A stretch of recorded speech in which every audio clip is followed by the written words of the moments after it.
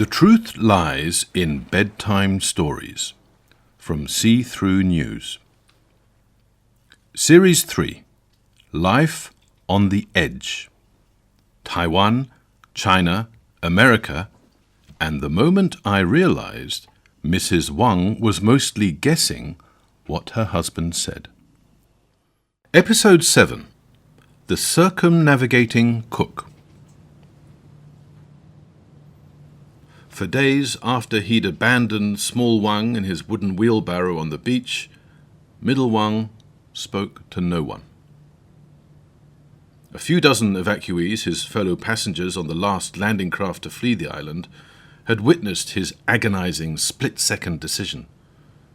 They joined the 18,000 other islanders crammed aboard the 131 U.S. Navy vessels deployed in Operation Pullback. Now they steamed towards Taiwan, putting as much distance as possible between them and the PRC fleet on the horizon, about to liberate their now abandoned home. Their lives turned upside down in one morning, the evacuees started to reassemble into their family and clan units. Who was on this ship? Could they see any familiar faces on the other ships? Middle Wang, however, was alone. There were friends and relatives who knew him well, of course, but they also knew how tight a relationship the orphaned three brothers Wang had had for the past 16 years. Word soon spread. No one knew what to say to Middle Wang, sitting alone on the bare metal deck, hands covering his face. Usually ebullient and chatty, Middle Wang remained a zombie for many days. He remained silent, refusing all food throughout the journey to Taiwan. The evacuees disembarked to a mixed and muted reception. Now, you may have expected a hero's welcome, but they didn't, and just as well. You see, until it had become the nationalists' bolt hole in 1949, following the communist victory, Taiwan had itself been a backwater. Before 1949, Taiwan was a laid-back island province on the margins of China. Its 6 million residents were a mix of ethnic groups, speaking their own dialects, minding their own business.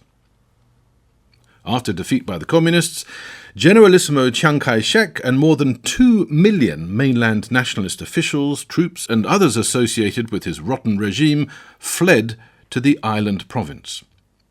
Now, they said Taiwan would be their temporary base just while they regrouped to take back the mainland, but the truth was, it was a rout. By February the 12th, 1955, Taiwan was still struggling to cope with the influx of 2 million extra mainlanders, so they weren't exactly delighted at the arrival of another fleetful. Generalissimo Chiang Kai-shek posed for a photo with the American commander of the evacuation fleet and said something stirring, patriotic and anti-communist. He then dispatched the Big Chen Islanders to a refugee centre while he worked out what on earth to do with another 18,000 people on an already crammed island. Now, the refugee centre was in Yilan County, which happened to be located in the northeast of Taiwan, which was as close as you could get to Big Chen Island. With 400 kilometres of the East China Sea between them and home, now occupied by the communists, this proximity hardly mattered, but maybe it played its role in sparking Middle Wang's gradual recovery. Now, Middle Wang takes life as it comes. He's not the type to indulge in much self-analysis, to try to influence events or ponder his own actions. He's more inclined to keep a weather eye, steer into the waves, and plot his best course, just like his big brother did on that fateful day when he set off to sell some dried squid on the mainland. Did seeing the East China Sea every day and thinking that this stretch of water was all that lay between him and his home and his brothers play its role in rousing Middle Wang from his slump? Well, if he can't say, how can we? In any case, as the days passed, Middle Wang's despair lifted. First, he started eating again. A few more days, and he began responding to greetings. A few more, and he was initiating conversations, then smiling, then laughing. Then he cracked his first joke. When Middle Wang started cooking again, his islander friends reckoned he'd be okay. Maybe the fact that everyone else in the refugee camp was in the same position helped diminish his trauma. None of the other 17,999 islanders had to make quite such an impossible choice in a split second, losing a brother in the process. Now, they all found themselves, well, not in the same boat. As fishermen, they would probably have preferred that, but in the same predicament, at least. Remember, Middle Wang was only 18 years old, so he was blessed with the resilience of youth. Throughout those weeks of recovery, Middle Wang had been oblivious to the diplomatic crisis triggered by the arrival of the Big Chen Island evacuees. As his spirit was restored, he began to follow the rumours. There was little else to do in their Yilan County limbo, apart from cook. There was much rumour to follow, so here's a recap of the diplomatic timeline before and after the evacuation of Big Chen Island. Chairman Mao announces he'll liberate Big Chen Island on February the 10th.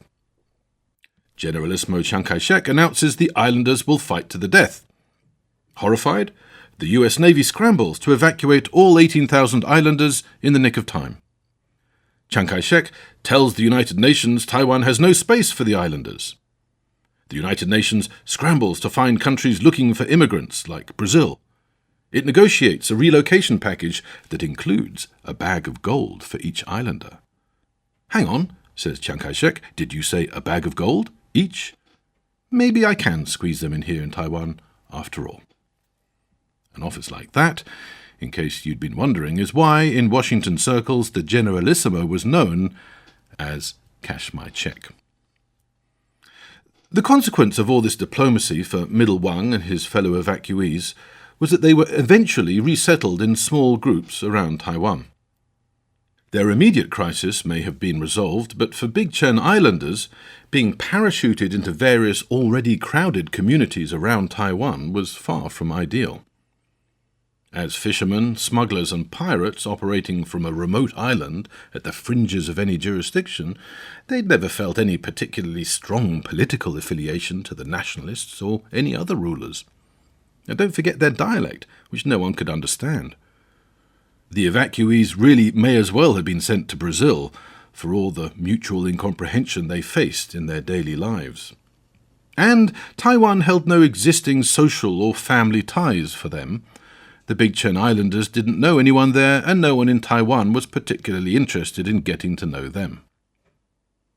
If this seems heartless now, bear in mind the Taiwan they landed in wasn't the prosperous, cohesive entity it is today. 1950s Taiwan was a chaotic melting pot of different Chinese cultures, dialects, ethnicities and communities, living under daily fear of invasion. In 1949, their population had expanded by a third almost overnight, when those fleeing nationalists from all over mainland China had made Taiwan their refuge. And overlaid onto all this, the uncertainty of the emerging Cold War. No one knew how that was going to turn out. So, everyone in Taiwan already had their own problems. Now this may all explain why so many Big Chen Islanders chose to leave Taiwan so quickly, once Chiang Kai-shek had cashed their checks. Alienation and exclusion pushed the evacuees to leave Taiwan, but there were also positive forces pulling them. They were sailors. Boats always needed experienced sailors.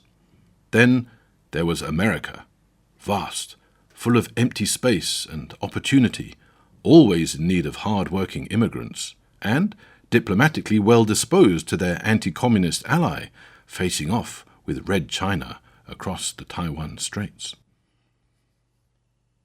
Some evacuees emigrated directly to the United States, where they established mini Big Chen Island communities.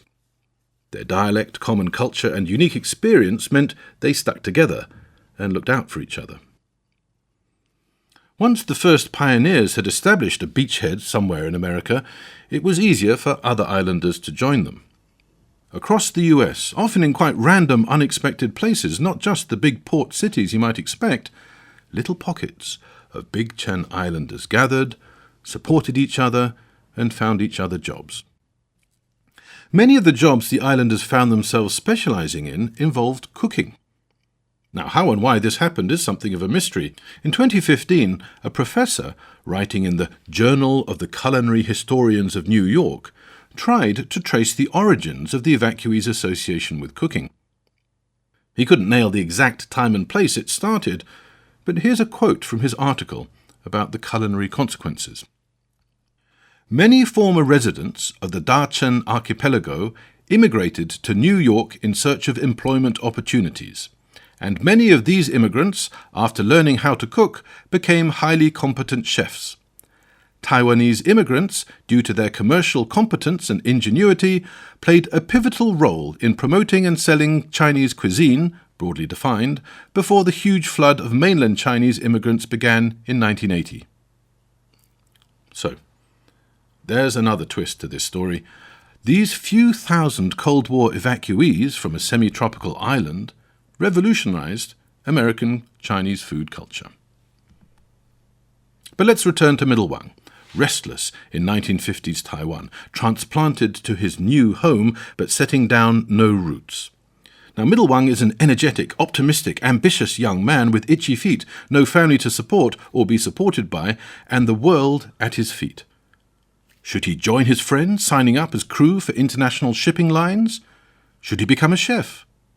Well, Middle Wang did both. He signed up to become a cargo ship cook. For the next 30 years, Middle Wang rode the high seas, below decks, in the galley, feeding the international crews of the world's shipping vessels. He remained resolutely monolingual, speaking only his native dialect. Big Chen Islanders travelled in packs, so he always had a few shipmates he could talk to. For his other shipmates, Middle Wang's shared language became food. Feeding crew from the Indian subcontinent, Southeast Asia, South America, Africa, and Europe, Middle Wang educated them about Chinese food, and they taught him how to adapt it to their tastes. Now try to name a port Middle Wang hasn't been to. I tried to, in that sweltering Alabama living room when interviewing him, but failed. He may have seldom left the docked ship, let alone ventured far from it, but Mr. Wang, as I then knew him, had been everywhere. Rio, Busan, Rotterdam, Klang, Portsmouth, Yokohama, Dar es Salaam, Aden, Galveston. Now you know most of the rest of his story and can now guess what remains.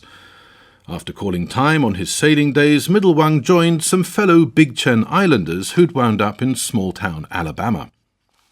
They found him a job in a kitchen. Mrs. Wang found a husband in him.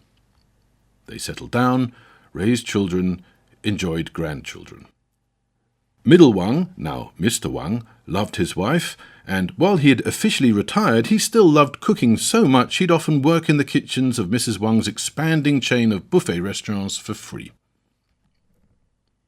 But even for such a happy-go-lucky character, for his whole life Middle Wang had carried one nagging question. What had happened to his two brothers? In Episode 8, The Man in the Wheelchair, we find out what happened to Small Wang. The Truth Lies in Bedtime Stories is a podcast from See-Through News. See-Through News is a not-for-profit social media network with the goal of speeding up carbon drawdown by helping the inactive become active. Life on the Edge was written, narrated and produced by SternWriter. Audio production by Rupert Kirkham. Thank you for listening.